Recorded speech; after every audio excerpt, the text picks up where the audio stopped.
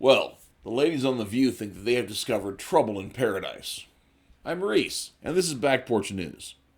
You know who has been bragging all over the campaign trail about how he's the one that overturned Roe v. Wade, but apparently his wife has different thoughts on the reproductive rights. Elsewhere in the segment, they mentioned that it's not uncommon for Republican households to be split on the life issue.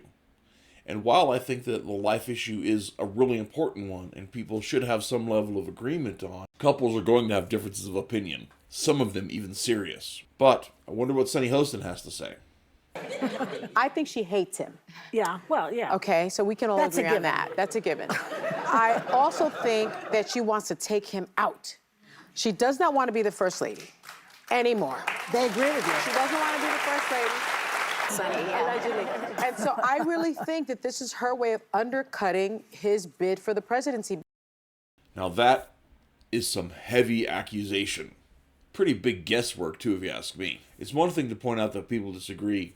It's another thing to recognize that some people don't like a public life.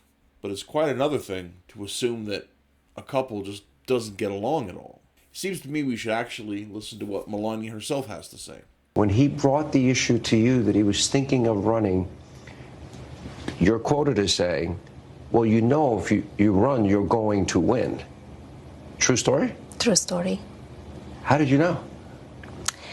I saw how people react to him and his a passion for this country. These aren't the sort of things a person says when they dislike their partner. You don't take the time to point out their strengths and positive assets. You don't build into their hopes and dreams. And they don't sound like the words of a mere political operative. Melania has as much to win or lose in the outcome. Her whole life was upended when he became president as much as his was. Remember, Trump is the first president to be less wealthy upon leaving office than going in. Treat him, how the media was against him. I think they are afraid of his strength. And he was leading this country with peace through strength. Once again, she understands why people find her husband intimidating. And she understands what that brings to the table. Donald and Melania are partners, they're spouses. They've built a life together. Couples have disagreements. That's part of the game. But that doesn't make us enemies. In fact, that's part of what it is to be human.